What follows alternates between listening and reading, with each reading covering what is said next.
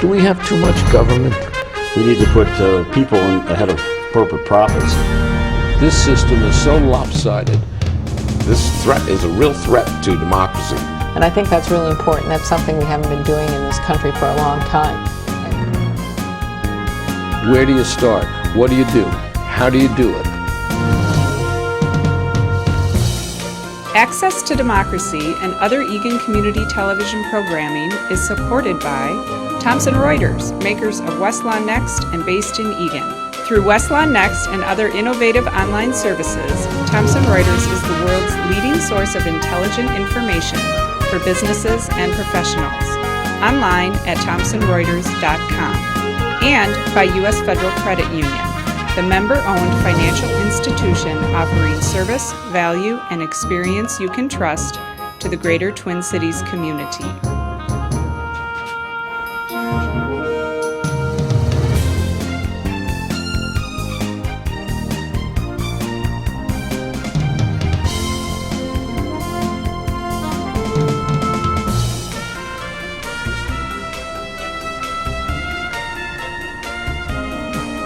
Hello, welcome to Access to Democracy. I'm your host today, Roxanne Meshar, and my guest is Laura Hedeen from the Minnesota Food Association. So we're going to hear today a little bit about her journey and learn about what happens at the Minnesota Food Association and why it's so important to what goes on with fresh food here in the Twin Cities. Laura, thank you so much for coming on the show. Welcome to Access to Democracy, and it's nice to have you here. Yeah, thank you for having me. So, I think our viewers will be interested to know a little bit about your story and how you came to work for the Minnesota Food Association, because it is interesting, and you do have an interesting background or story of how you arrived at this point. So, share with us a little bit about how did you end up here? Yeah, it was kind of a long and winding road, I guess. But I am originally from western Wisconsin, a small town, actually outside of the small town in the country, St. Croix Falls, Wisconsin. Mm-hmm. And I grew up there with my family. My parents own a garden center, so a greenhouse, and as well as a bakery too. So they're self-employed entrepreneurs, and I grew up working with them at the garden center. And so since I was, I guess, 12 or something, whenever you legally can work for your parents, started working with them. And working outside a lot, just dealing with plants and being out in nature. And then I went to college. I went to Gustavus Adolphus College, and I majored in English. So you mentioned English major. Yeah. So I'll let you continue with your story. Yeah. Yeah. So not really doing anything exactly related to my major, but who is, I guess. And after graduating from college, I ended up kind of wanting to do something related to social justice. So I went to Gustavus Adolphus, and they have social justice themes, I think, and just kind of like bigger picture themes woven into a lot of their curriculum, and a lot of the professors are really passionate about that kind of work, and I think I got kind of inspired through that to pursue something in social justice, I guess, in that Which is field. nice. Then you start looking at the systems and the larger picture of how things work, not just the actual specifics. Right. Very good. Yeah. So once I was finished with college, I ended up actually moving to California to do a year of AmeriCorps volunteer work, and I worked with a school district and tried to connect low-income families with resources to support their students' education. Wow. So where in California did you do that? I was outside of Sacramento, so Rancho Cordova. Okay. The Folsom Cordova Unified School District. And so you were with other people too, I assume, who were doing this as well. You were just not on your own doing that. No, yeah. So I worked with this Family Support Services office, Okay. and there was a couple other AmeriCorps members there as well. So Nice. it was an awesome experience, and really kind of set me up to pursue careers in the nonprofit field, even though it wasn't a nonprofit that I was working for. A lot of the skills and experiences that I got there really related to nonprofit work. Yeah. And another thing, too, I guess, to note is, so I'm from small town Wisconsin. I went to school in, right outside the Twin Cities at a small private liberal arts college. So I wasn't really exposed to very much diversity until that experience in AmeriCorps. The Folsom Cordova Unified School District is, I think it's one of the most diverse school districts in California, which is kind of surprising. So that's a big switch. yeah, it was a really big switch, and one that I liked too. I really enjoyed it. I studied Spanish when I was in college. I didn't start until college, but I really liked it. And so when I was out in California, I got to practice my Spanish a little bit because it was a big And it doesn't matter how late you start. People can start learning another language at any time, really. Yeah. So younger, better, of course. But sure, any time is good. Yeah, Nice. it's my goal to learn French, I think, next. Okay, all right. But so I got this kind of nonprofit-related experience, and also working with a really diverse population, both of which I really enjoyed. So after that year of service was over, I started looking for a career. I came back to Minnesota, and I worked at Second Harvest Heartland Food Bank up in Maplewood for a couple years, and it was a great experience. I built on those skills. And for people, viewers who aren't familiar, a lot of people know what Second Harvest does, but it is interesting what they do. So maybe you can quickly explain. Yeah. So they are a food bank. So the difference between a food bank and a food shelf is that food banks supply places like food shelves and soup kitchens and homeless shelters and other agencies that give away food for free to people that need it. And they have different programs as well. So And they often get it from places like restaurants or grocery stores or. So it's fresh food, it's good food, but is being moved along, and Second Harvest will pick it up and forward it through. Yeah, there's a couple of food banks in the Twin Cities, one Second Harvest, another one called the Food Group. And they both do really great work, like food rescue type work. Yes. Really important. And a great way to, to make sure nothing ggets wasted. Yeah. Exactly. That's nice. So I worked there for 2.5 years and had a really great experience. And like I said, kind of built up on those skills, continued to be able to work with different populations. I still got to use my Spanish, and also I started working with some of the local Twin Cities immigrant groups, especially. Yeah, we have a big Somali community. There was lots of, I worked with a lot of Russian immigrants as well, which was interesting, and I hadn't worked with them as much before. So. Yeah, and Hmong, of course, which we'll get to, but yes. So I continued to, just building on those skills, and then after that, I kind of missed working outside, and, even though I was doing really great work, I kind of ended up being more and more in the office and in my cubicle, and started thinking back on my days growing up on my parents' garden center. And so I took a break just to kind of do a little bit of soul searching, I guess, and I traveled to Guatemala, and I lived in Guatemala for 6 months and volunteered doing a project with Habitat for Humanity in Guatemala. Wow. I guess I didn't realize Habitat for Humanity was in Guatemala, and so helping build homes, obviously, or something with shelter, maybe. They build homes. The homes are a lot different than the homes, I guess, around here that they build. They're a lot more basic, but very necessary and very helpful. I think actually Habitat for Humanity Guatemala is the second biggest Habitat for Humanity next to the U.S. So it's actually lots of different countries that they operate in. When I was at St. John Newman, Habitat for Humanity was one of the ministries that was under my purview. So we had hundreds of people there that were volunteering and working on it every year, and it was a popular nonprofit to volunteer for, I guess. Yeah. Nice. Cool. So anyway, I was volunteering there. So getting. I wasn't in the office anymore. I was traveling around Guatemala Got to use your Spanish. Got to use my Spanish. So still working with diverse people and, using those language skills. Still working in the nonprofit sector.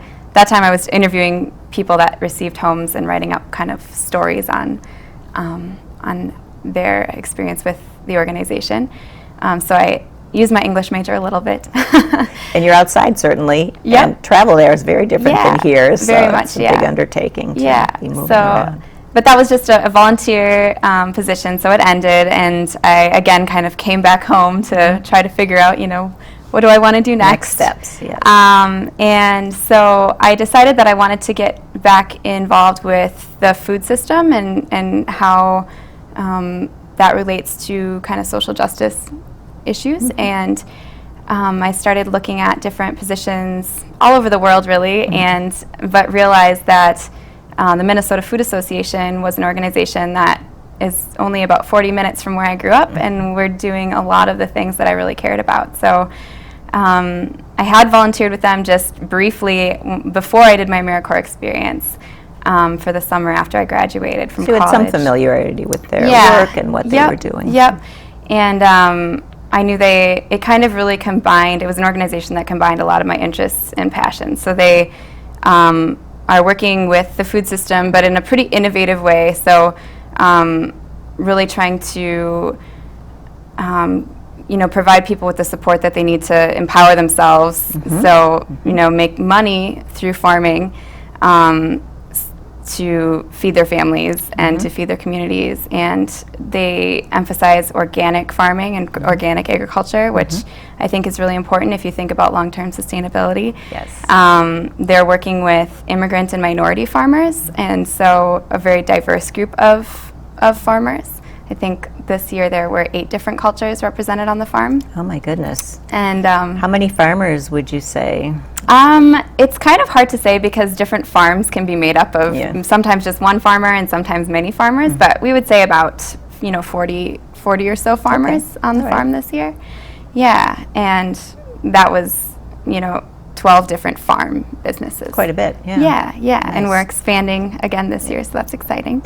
Just started with a new cohort of farmers. But anyway, so it involved all these different, and it also was, an opportunity to be outside and working with plants and growing what you're things. looking for, yeah. Yeah, so it combined a lot of my nonprofit experiences as well as my desire to work with, different cultures and be outside. Be outside, yeah. Nice, So very nice. that's kind of what brought me back to Minnesota Food Association. So that's how you kind of made your journey to Yeah, end there. yeah. I noticed too you said to help them become empowered, which is true. I think we often hear it as if we can empower somebody else, but you're right. The truth is we can only empower ourselves, and that's true for other people too. So we can be facilitators in that process or be support people in that process. But ultimately, as you stated it, people do have to become empowered themselves. Empowered. Exactly. Ourselves. And they just need maybe sometimes support or, I guess you hear the word equity thrown around a lot. So just giving people, meeting people where they're at and trying to connect them with resources or supporting them in one way or another to let themselves kind of lift themselves up to the next. Lift themselves up, yes. To the next place.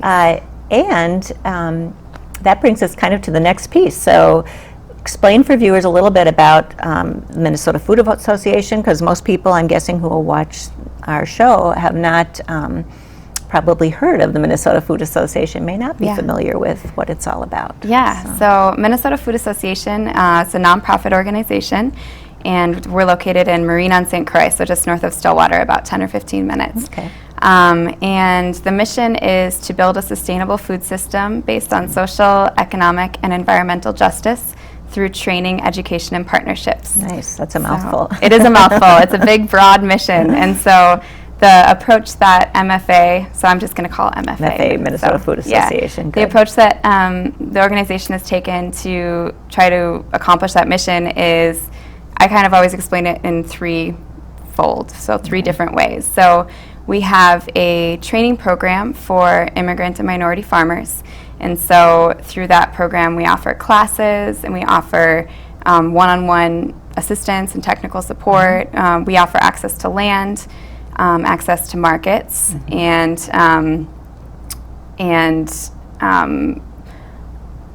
all of this, it's all focused on organic production, and it's all focused on people that really want to farm as a business. So again, it's just providing that support to really help people make an income or support their income at least through farming.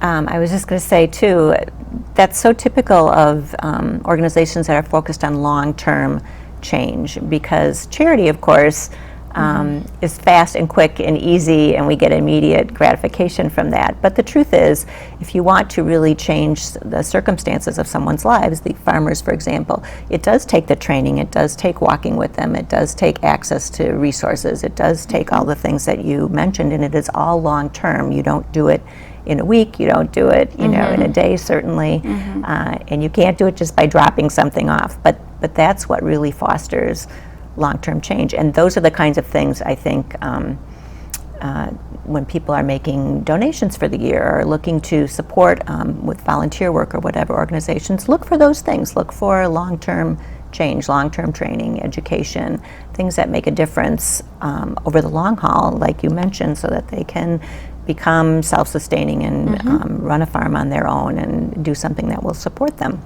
themselves.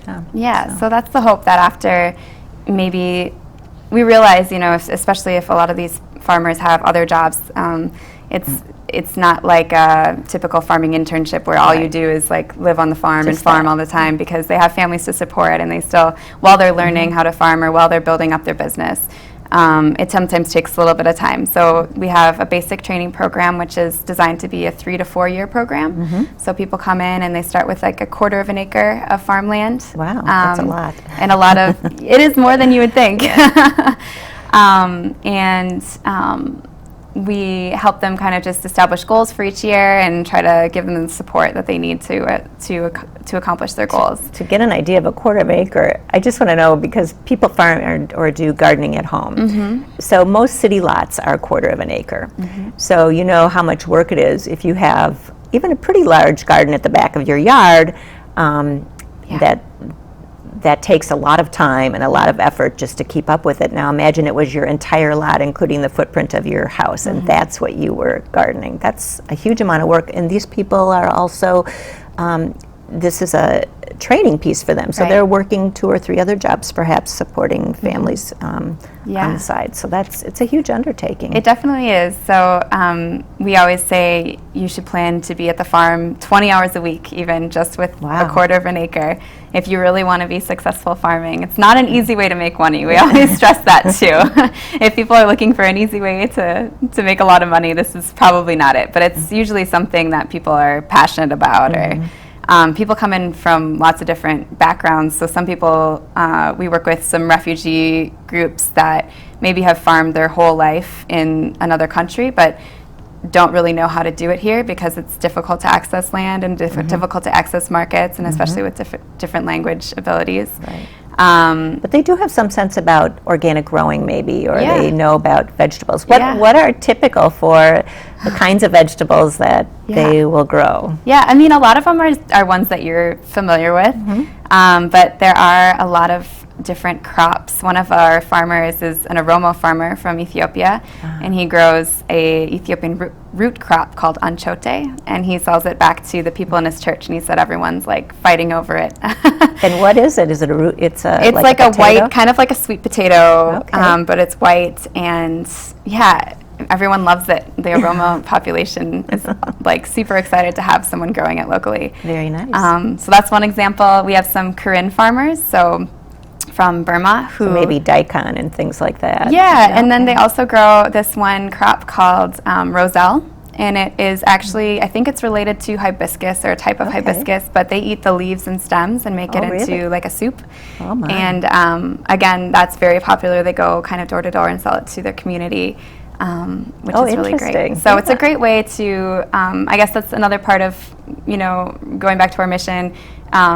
It ends up being food access work as well. So a lot of the farmers are bringing this food that they're growing, really healthy, organic, fresh produce, back into their own communities and selling it. And so they're, stimulating the economy and also getting good, healthy food to populations that, especially like some recent immigrant groups are limited with transportation. And so, or maybe they, I don't know of any grocery stores, maybe the Korean markets, but that sell. It's difficult. You have to go to ethnic culturally grocery, appropriate. Your little local ethnic Vietnamese grocery or whatever, and you might find it. The other fun thing is some of that will make its way, I think, into farmers markets. So people like you and I who don't normally cook this vegetable or the kinds of things have a chance to try it out. And can ask about it and they sample it, and Yep. I think that's always fun when you go to farmers markets Yeah, and they have definitely, something new and you can try it definitely. out. So you can try garlic scapes, or you can try things you haven't normally Yeah. perhaps cooked. But, Yeah, so that's like the second part, I guess, of our organization. So we have the farmer training program, and then we also have a food hub. So Big River Farms is the name of our food hub. So we have different market outlets. And so basically what the food hub does is provides a marketing opportunity for farmers. So just as they're getting started, and marketing a farm could be a full-time business just in and of itself. It's really difficult, really competitive. True. And so we assist with that, and we source and aggregate the farmers' produce in our program. Not all of it. We are always encouraging them to establish and trying to help them establish their own independent markets as they move through the program, so that when they're finished. So at their church or in their community or other places. Or maybe their own farmers market stall. Oh, true. So different ways of encouraging that, but just to take off some of that pressure, we aggregate their produce as well. Nice. And so we have a CSA, which stands for Community Supported Agriculture, and so that's like a subscription to a box of vegetables once a week throughout the growing season. And just to promote that a little bit for people watching the show, if they go to Minnesota Grown website, all the CSAs are listed there, and I believe that one is also listed, and you can go online and click on it and see the kinds of things that you would get and how many weeks it would be delivered, and maybe a pickup point that's convenient or near your house, or you could partner with another household, which sometimes it's fun to share one. Because you do get a lot of produce. And you can even get fruit and cheeses, and we've been part of a CSA that delivered everything really up through January. So and started up again in March with sunchokes and ramps and things, which is like an onion. So really, other than for 2 months of the year, you could really get excellent organic produce, not expensive, not at all expensive. And it's cool because it's based on what's in season at any given time. So you're getting really seasonal, fresh produce. And they send recipes for things that are new. Everything that comes in your box every week will have a list of what it is and some recipes on how you could use it in kinds of soups and salads. So for people who want to support new farmers and support this kind of work and training, if you can get two households together, even your own, if it's large enough, and sign up for a CSA. And, definitely. We're taking sign-ups right now. Okay. So and can they go to your website? They can go to our website. That's the easiest way. And as we have the moment here, so the website is www.MnFoodAssociation.org. Yep. Okay. That's good. it. Yeah. We'll list it at the end of the program too for people who want to see. Yeah, so that's one of our market outlets for the farmers, and another one is we have aggregated farmers market stalls. So some farmers, when they get more advanced and are starting to grow on more land, do sell at their own independent farmers market stalls. But we this year are going to be at the Kingfield Farmers Market in South Minneapolis, as well as the West Side Farmers Market on the west side of St. Paul. Okay. And so we'll be selling our farmers' produce there too. So the West Side one, that's not the downtown one. That's nope, it's on the west side. So I think it's called the West Side Farmers Market. We're new there this year. Okay. But it's put on by Growing West Side is the name of the organization that hosts it. Yeah. Good. So that's exciting. And then we also have so the CSA Farmers Market, and then we do some wholesale too, some different restaurants. Oh, and that's nice. A couple co-ops. The Seward Co-op is buying from us this year, so we're excited about that. So trying to give farmers just different experiences so that when they're on their own, they kind of understand the different skills that are needed for each market, and can kind of build their farm in whatever way most suits them and their. Yes, exactly. Wow. So how many years has this been in existence? Any idea? So MFA was established back in 1983, so actually quite a long time ago. Okay. Ken Taylor was the founder, and he actually was more of like an advocacy person, and so he it formed out of a group of concerned citizens kind of banded together because I'm not sure who, but they were going to develop the site of the St. Paul Downtown Farmers Market into some buildings or something, and they were like, no, we really need to preserve this as a outlet for local produce and for local farmers to sell their vegetables, and so they did a lot of advocacy and were able to preserve it. So that's really how MFA was founded, but then over the years the focus kind of changed just based on the need that was present in the community. So 1998 was when the training program was started. So it's been around quite a while. Quite a while, yeah. I'm not sure how long the CSA and the Food Hub part has been in existence. I feel like that might be since like 2005 or 2007. Okay. Yeah. And you have, as of this year, a new assignment at the Yeah. Minnesota Food Association. Yeah. So you are the program manager. So explain what your duties are a little bit. Yeah, so it's a small nonprofit, so I kind of do a little bit of everything, but I'm doing coordinating the training program. So I'm not a farming expert, but I am doing a lot of communication and Not a just farming coordinating expert, class. but you play one on TV. No, I'm just Yeah. kidding. And then I also help do community programming.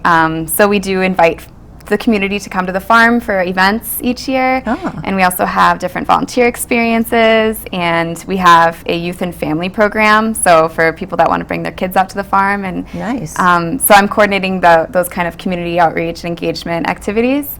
And then I also do some grant writing and reporting and The usual little Yep. mix of everything. Yep. Now, if people want to attend some of those activities, your website will be the best way to find out. Okay. Yeah, yep. And we try to post it on Sustag and other listservs like that. But yeah, the website is probably the best way. Okay. We have a Facebook page as well, so Oh, Minnesota Food Association on Facebook. Good. So you can find things there. And yeah. Excellent. Yeah. Wow. We just have a couple minutes left, so with just those couple minutes, I thought it'd be interesting for our viewers to hear. They might be curious, what was it like to work in a garden center growing up? So Yeah. that's, most kids don't get to do that. Yeah. So how was that?